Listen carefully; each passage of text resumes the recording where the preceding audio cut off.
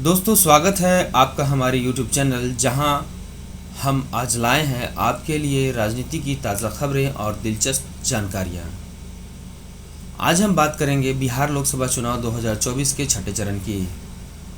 इस audio clip में हम जानेंगे कि किन किन क्षेत्रों में चुनाव होंगे और कौन कौन से मुख्य प्रत्याशी मैदान में हैं। तो चलिए शुरू करते हैं। छठे चरण में बिहार की 8 लोकसभा सीटों पर चुनाव हो रहे हैं।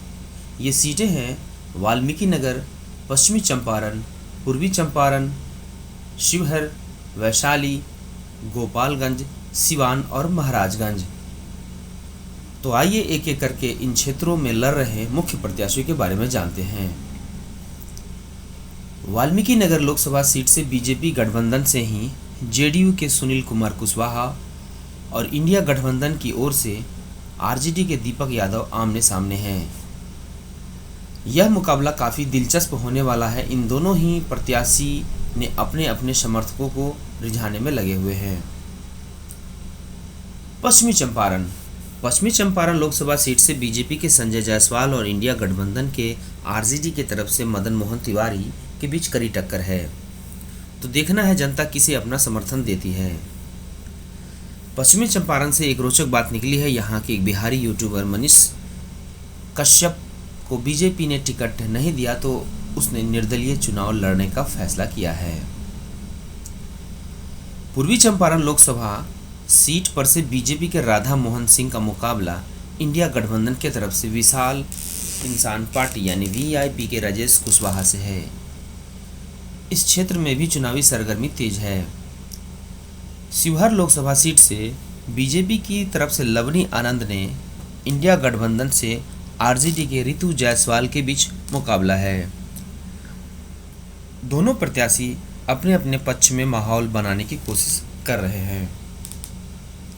यहाँ लवली आनंद के पति आनंद मोहन आईएएस की हत्या में जेल जा चुके थे, जबकि आरजेडी के उम्मीदवार रितु जायसवाल के पति रिटायर्ड आईएएस अफसर रह चुके हैं। वैशाली लोकसभा सीट से बीजेपी गठबंधन में शामिल एलजेपी की वीणा देवी उम्मीदवार बनकर खड़ी है, जबकि इनके मुकाबले इंडिया गठबंधन ने आरजेडी के मुन्ना शुक्ला को उम्मीदवार बनाकर चुनावी मैदान में उतारा है। गोपालगंज सीट पर से बीजेपी गठबंधन ने आरजेडी के आलोक कुमार सुमन और इंडिया गठबंधन की तरफ से वीआईपी ने प्रेमनाथ चंचल आमने सामने है। यह सीट भी चुनावी चर्चा का माहौल रख रही है। सिवान लोकसभा सीट से बीजेपी की तरफ से जेडीयू ने विजय लक्ष्मी कुशवाहा को टिकट दिया है, जबकि इंडिया गठबंधन की तरफ से आरजेडी के अवध बिहारी चौधरी को टिकट मिला है। इन दोनों के बीच जोरदार टक्कर का माहौल है। वहीं आखिरी लोकसभा सीट महाराजगंज की है, जहां भी मुकाबला देखने लायक होगा। यहां मुख्य प्रत्याशियों में बीजेपी के जनार्दन सिंह सिग्रीवाल हैं और आरजेडी के रणधीर कुमार सिंह के बीच कड़ा मुकाबला है। अब हम थोड़ी सी बात करेंगे हॉट सीट पूर्वी दिल्ली की। इस सीट पर भी प्रमुख उम्मीदवार हैं कन्हैया कुमार और मनोज तिवारी। कन्हैया कुमार इंडिया गठबंधन से हैं और मनोज तिवारी बीजेपी की तरफ से हैं। तो आइए देखते हैं दोनों चुनावी सरगर्मी के मुद्दों के बारे में। कन्हैया कुमार भारतीय कम्युनिस्ट पार्टी के प्रमुख नेता और जेएनयू के पूर्व छात्र संघ अध्यक्ष रह आए हैं। वे सामाजिक न्याय, शिक्षा और समानता के मुद्दों पर मुखर रहे हैं और युवाओं के बीच काफ़ी लोकप्रिय हैं। और ये बेहतर शिक्षा और रोजगार के अवसरों की बात कर रहे हैं।